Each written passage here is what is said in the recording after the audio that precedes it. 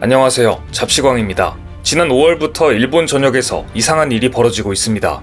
백신 보관 냉장고가 고장이 나서 백신을 폐기하는 일이 잇따르고 있는 것인데요. 그런데 생각해보면 뭔가 이상합니다. 냉장고가 고장나는 것은 자주 있는 일이 아니기 때문입니다. 처음에는 단순히 고장인 줄로만 알았는데 너무 많은 지역에서 같은 이유인 냉장고 고장으로 인해 백신이 버려지는 사고가 잇따르자 여기에 모종의 단체가 개입돼 있는 것은 아닌가 하는 의혹이 일고 있습니다. 시작은 일본의 지지통신이었습니다. 지금 일본 전역에서 냉장고의 전원 플러그가 콘센트에서 빠지는 바람에 백신을 폐기하는 사건이 잇따르고 있는데, 동시에 인터넷상에서 플러그를 뽑자는 글이 확산되고 있는 것과 관련이 있다라고 보도한 것입니다. 지난 6월 19일 일본 오사카의 네아가야시에서는 냉장고에 플러그가 빠져 백신 510회분을 폐기할 수밖에 없었습니다. 현장 책임자는 퇴근 전에 백신 접종 회장에 전원을 점검했으며 문제가 없다는 점을 확인하고 퇴근했다고 증언했고, 경찰 역시 야간에 누군가 침입한 흔적을 발견하지 못했습니다. 그런데 효고현 아시아시에서도 마찬가지였습니다. 전날 저녁 직원이 냉장고를 설치한 방에 자물쇠를 채워두고 퇴근했는데 다음날 전원이 빠져 있었고 결국 수많은 백신을 폐기 처분해야 했던 것입니다. 그런데 이와 유사한 사건이 효고현 이나가와초, 요코하마시, 지바현 이치하라시, 사이타마현 가와고에시, 시마네현 오다시 등에서도 일어난 것입니다. 즉, 냉장고가 고장난 것이 아니라 전원 코드가 빠져 있었고 이로 인해 사용할 수 없게 된 수많은 백신이 버려지고 만 것인데요. 그런데 지지통신이 주목한 것은 지난 5월 하순께부터 SNS상에서 플러그를 뽑자라는 글이 확산됐고, 특히 문제의 지난 6월 16일 백신의 위험성을 주장하는 정치단체 당수라는 사람의 트위터 계정이 시마네현 오다시에 플러그가 빠진 사건을 언급하며 고마워 플러그를 뽑자라고 트윗한 것입니다. 지지통신이 이 당수에게 연락을 취하자 그는 계정이 내 것인지 말할 필요는 없다, 다만 해당 트윗을 본 적은 있다 라는 두루뭉술한 답을 밝혔다고 합니다. 의심하고 싶으면 증거를 가지고 오라는 뉘앙스로 들리는데요. 정말 일본에 있는 지하단체가 조직적으로 백신을 폐기하는 것을 선동하는 것일까요? 이 부분에 대해서는 경찰의 수사가 좀 더 필요해 보입니다. 겉으로는 예의 바르고 법을 잘 지키는 것 같은데 뒤를 보면 기이한 행동을 하는 일본인들의 본성을 떠올리게 하는 사건인 것 같습니다. 이처럼 의혹에 쌓여있는 백신 폐기 사태는 안 그래도 올림픽은 다가오는데 일주일 사이 확진자가 25%나 폭증하고 있는 일본에 더욱더 큰 불안을 안겨주고 있습니다.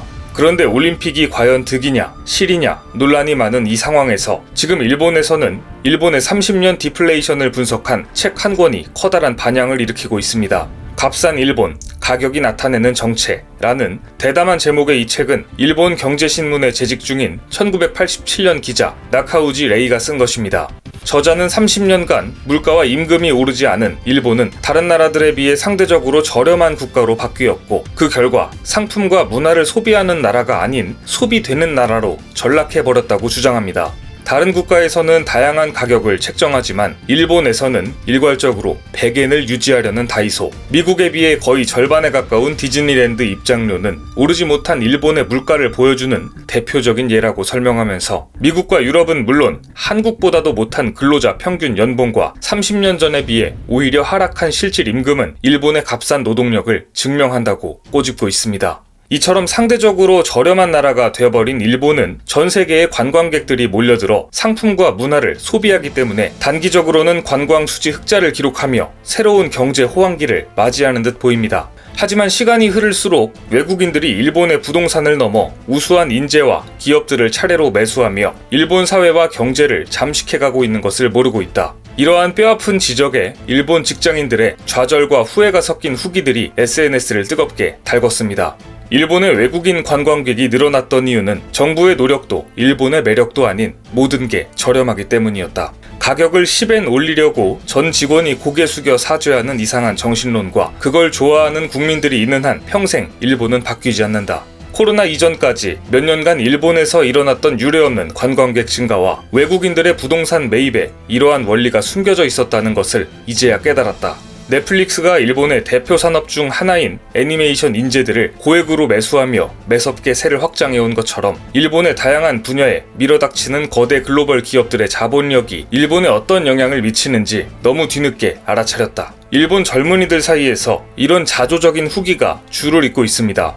그런데 일본인들이 자국의 인재 유출이 왜 일어나는가에 대해 좀 더 색다른 시각도 가져야 한다는 생각을 해보면서 일본이 뼈아픈 인재 유출로 생각하는 맛의 달인의 저자 카리야 테츠가 떠올랐습니다. 만화 맛의 달인은 음식을 소재로 한 새로운 장르를 개척했다는 평을 듣는 작품으로 유명한 베스트셀러입니다. 그런데 카리야 테츠는 일본 우익이 가장 싫어하는 만화가로도 유명합니다. 왜냐하면 만화 속에서 제일 한국인에 대한 차별을 다룬 내용을 통해 뿌리 깊은 일본의 차별의식을 비판하기도 했고 일본의 잘못된 역사관도 비판했기 때문입니다. 결국 일본 우익들의 테러 협박을 받게 된 카리야는 일본의 환멸을 느껴 호주로 떠나야만 했습니다. 그런데 카리야 테츠가 일본을 떠난 이유는 또 하나 있습니다. 그는 후쿠시마 원전 사고 직후 취재진과 후쿠시마를 방문했는데 그곳에서 갑자기 밤마다 코피를 쏟게 됐고 당시 그와 함께 취재에 동행했던 인력도 코피와 권태감에 시달려야 했다고 회상하면서 그 주변은 사람이 살 수 없는 곳이 돼버렸다고 토로했습니다. 또 후쿠시마 원전의 방사능 오염이 엄청나고 오래 갈 것이며 일본 음식은 이제 희망이 없다고 말하며 호주로 떠날 수밖에 없다고 언급했습니다. 음식 만화를 그리는 사람에게 음식의 희망이 없는 곳에 있을 수는 없으니 말이죠. 바른 소리를 할 수 없는 사회 분위기와 자신의 철학과 맞지 않으면 끊임없이 테러하고 끈질기게 공격하는 일본의 우익들 때문에 만화계에 걸출한 인재마저 일본을 떠나야 했다는 점부터 일본인들이 자각해야 하지 않을까 싶습니다. 하지만 일본은 여전히 후쿠시마산 식자재마저 도쿄올림픽 선수촌 식탁에 올리려는 시도를 꺾지 않고 있습니다. 사진 속 조피 볼락은 지난 3월 후쿠시마 앞바다에서 잡힌 것으로 최근 일본 정부 기준치의 5배를 넘은 방사성 물질이 조피 볼락에서 나오면서 이 어종의 출하가 중단되기도 했는데요. 불과 몇 달 사이에 후쿠시마 인근 해안의 방사성 농도가 확 달라졌을 리는 없으니 후쿠시마산 식재료는 분명 방사능에 오염되어 있습니다. 그럼에도 불구하고 최근 선수촌 음식 담당자는 이번 올림픽이 일본의 맛을 느낄 기회라며 선수촌의 식탁에 올릴 식자재는 후쿠시마현을 포함한 일본 전역 47개 광역자치단체 전체에서 식자재를 제공받을 예정이라고 밝히고 있습니다. 이에 우리 대한체육회는 선수촌 인근에 급식센터를 따로 마련해 식단을 지원하고 육류와 생선 등은 현지에서 검증된 식자재를 공급할 예정이며 우리 선수단이 경기장으로 이동할 때 도시락을 공급할 계획이라고 하는데요. 현재 IOC는 WHO와 국제원자력기구 등과 함께 후쿠시마산 식자재 사용과 관련한 논의를 하는 중이라고는 합니다만 IOC와 일본 정부가 서로의 이익을 위해 밀어붙이고 있는 올림픽이기 때문에 합리적인 결과가 나올지는 알 수 없는 일입니다. 1986년 4월 26일 체르노빌 핵발전소 사고가 발생한 지 30여 년이 지났지만 여전히 사고 지역 반경 30km 이내에는 아무도 살지 못합니다. 체르노빌 발전소는 납과 콘크리트로 거대한 산을 만들어 밀봉한 상태입니다. 그런데 동일본 대지진과 후쿠시마 방사능 유출은 불과 10년 전의 일입니다. 선수촌 식자재의 안정성에 대해 세계 각국은 정확한 데이터를 내놓으라고 요구하고 있지만 일본 정부는 단지 안전하다는 말만 반복하고 있는데요.